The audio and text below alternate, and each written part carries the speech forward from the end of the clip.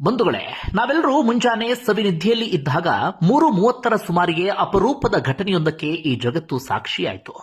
ಆ ಅದ್ಭುತ ರೋಮಾಂಚನಕಾರಿ ದೃಶ್ಯವನ್ನ ಈ ಜಗತ್ತು ಸದ್ಯಕ್ಕಂತೂ ಮರೆಯೋದಿಕ್ಕೆ ಸಾಧ್ಯವೇ ಇಲ್ಲ.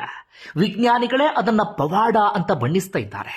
ಅದೇನಪ್ಪಾ ಅಂದ್ರೆ, ಬರೋಬ್ಬರಿ 9 ತಿಂಗಳು 286 ದಿನಗಳ ಕಾಲ ಅಂತರಿಕ್ಷದಲ್ಲಿ ಸಿಲುಕಿದ್ದಂತಹ ಭಾರತೀಯ ಮೂಲದ ಸುನಿತಾ ವಿಲಿಯಮ್ಸ್ ಹಾಗೆ ಬುಚ್ ವಿಲ್ಮೋರ್ ಕೊನೆಗೂ ಧರೆಗೆ ಬಂದಿದ್ದಾರೆ. ಬಂಧುಗಳೇ, ಯೋಚನೆ ಮಾಡಿ, ಒಂದು ದೇಶದಿಂದ ಇನ್ನೊಂದು ದೇಶಕ್ಕೆ ಹೋದ ಹಾಗಲ್ಲ, ಒಂದು ಪ್ರದೇಶದಿಂದ ಇನ್ನೊಂದು ಪ್ರದೇಶಕ್ಕೆ ಹೋದ ಹಾಗಲ್ಲ. ಭೂಮಿ ಅಂದ್ರೆ ಗುರುತ್ವಾಕರ್ಷಣೆ ಇದೆ, ಅದೇ ಅಂತರಿಕ್ಷ ನಿಲ್ದಾಣದಲ್ಲಿ ಶೂನ್ಯ ಗುರುತ್ವಾಕರ್ಷಣೆ. ಕಾಲನ್ನ ನೆಲದ ಮೇಲೆ ಇಡೋದಿಕ್ಕೆ ಸಾಧ್ಯವೇ ಇಲ್ಲ, ಸದಾ ಕಾಲ ಹಾರಾಡ್ತಾ ತೇಲಾಡ್ತಾನೆ ಇರಬೇಕಾಗತ್ತೆ. ಅಂತಹ ಆ ಶೂನ್ಯ ಗುರುತ್ವಾಕರ್ಷಣೆ ಪ್ರದೇಶದಲ್ಲಿ 286 ದಿನಗಳನ್ನ ಕಳೆಯೋದು ಅಂದ್ರೆ ನಾವ್ಯಾರು ಕೂಡ ಯೋಚನೆ ಮಾಡೋದಿಕ್ಕೂ ಕೂಡ ಸಾಧ್ಯ ಆಗೋದಿಲ್ಲ. ಹೀಗಾಗಿ ಇದೊಂದು ಅದ್ಭುತ ಸಾಹಸ ಅಂತಾನೆ ನಾವೆಲ್ಲರೂ ಕೂಡ ವ್ಯಾಖ್ಯಾನವನ್ನ ಮಾಡಬೇಕಾಗುತ್ತೆ. ಏನಾಯ್ತು ಅನ್ನೋದು ನಿಮ್ಮೆಲ್ಲರಿಗೂ ಕೂಡ ಗೊತ್ತಿದೆ. ಬೋಯಿಂಗ್ ಸ್ಟಾರ್ ಲೈನರ್ ನೌಕೆಯ ಮೂಲಕ ಆ ಅಂತಾರಾಷ್ಟ್ರೀಯ ಅಂತರಿಕ್ಷ ನಿಲ್ದಾಣಕ್ಕೆ ಹೋಗಿದ್ರು.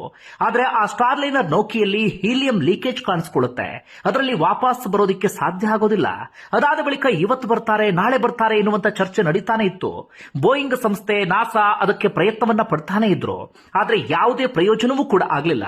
ಕೊನೆಯದಾಗಿ ಎಲಾನ್ ಮಸ್ಕ್ ಒಡೆತನದ ಸ್ಪೇಸ್ ಎಕ್ಸ್ ನ ಡ್ರ್ಯಾಗನ್ ನೌಕೆಯನ್ನ ಅಲ್ಲಿಗೆ ಕಳುಹಿಸಿಕೊಡಲಾಯಿತು. ಕೆಲವು ದಿನಗಳ ಹಿಂದೆ ಕಳುಹಿಸಿಕೊಟ್ಟಿದ್ರು. ಅಲ್ಲಿ ಏನೇನು ಪ್ರಕ್ರಿಯೆ ನಡೆಯಬೇಕು ಅದೆಲ್ಲವೂ ಕೂಡ ಯಶಸ್ವಿ ಆಯಿತು. ಕೊನೆಯದಾಗಿ ಮಂಗಳವಾರ ಅಂದ್ರೆ ನಿನ್ನೆ 10:30 ಸುಮಾರಿಗೆ ಅಲ್ಲಿಂದ ಡ್ರ್ಯಾಗನ್ ನೌಕೆ ಹೊರಟು. ಅದಾದ ನಂತರ ಭೂಮಿಯ ವಾತಾವರಣಕ್ಕೆ ಬರ್ತಾ ಇದ್ದ ಹಾಗೆ ತನ್ನ ವೇಗವನ್ನ ತಗ್ಗಿಸಿಕೊಂಡು ಸಮುದ್ರದ ಬಳಿ ಬರ್ತಾ ಇದ್ದ ಹಾಗೆ ಪ್ಯಾರಾಚೂಟ್ ಓಪನ್ ಆಗುತ್ತೆ. ಆ ಕ್ಯಾಪ್ಸೂಲ್ ಸೀದಾ ಬಂದು ಸ್ಪ್ಲಾಶ್ ಡೌನ್ ಅಂದ್ರೆ ಸಮುದ್ರಕ್ಕೆ ಬಂದು ಬೀಳುತ್ತೆ. ಅದಾದ ಬಳಿಕ ನೌಕಾಪಡೆಯ ನೌಕೆಗಳು ಹೋಗಿ ಆ ಕ್ಯಾಪ್ಸೂಲ್ ಅನ್ನ ಎಳ್ಕೊಂಡು ಬರ್ತಾರೆ. ಅದರ ಒಳಗಡೆ ಇದ್ದಂತ ಸುನಿತಾ ವಿಲಿಯಮ್ಸ್, ಬುಚ್ ವಿಲ್ಮೋರ್ ಹಾಗೆ ಅವ್ರನ್ನ ಕರ್ಕೊಂಡು ಬರೋದಕ್ಕೆ ಹೋದಂತ ಗಗನಯಾತ್ರಿಗಳು ಕೈ ಬೀಸ್ತಾ ಹೊರಗಡೆ ಬರ್ತಾರೆ. ಎಂಥ ಅದ್ಭುತ ಕ್ಷಣ ಹೇಳಿ. ಸದ್ಯಕ್ಕಂತೂ ನಾವ್ಯಾರೂ ಕೂಡ ಅದನ್ನ ಮರೆಯೋದಿಕ್ಕೆ ಸಾಧ್ಯವೇ ಇಲ್ಲ. ಸುನಿತಾ ವಿಲಿಯಮ್ಸ್ ಸಾಧನೆ ಇದೆಯಲ್ಲ, ಪ್ರತಿಯೊಬ್ಬರಿಗೂ ಕೂಡ ಸ್ಫೂರ್ತಿ. ಅವರ ವಯಸ್ಸೆಷ್ಟು ಗೊತ್ತಾ? 35-40 ಆಸುಪಾಸಲ್ಲ, ಬರೋಬ್ಬರಿ 59 ವರ್ಷ ಅವರಿಗೆ.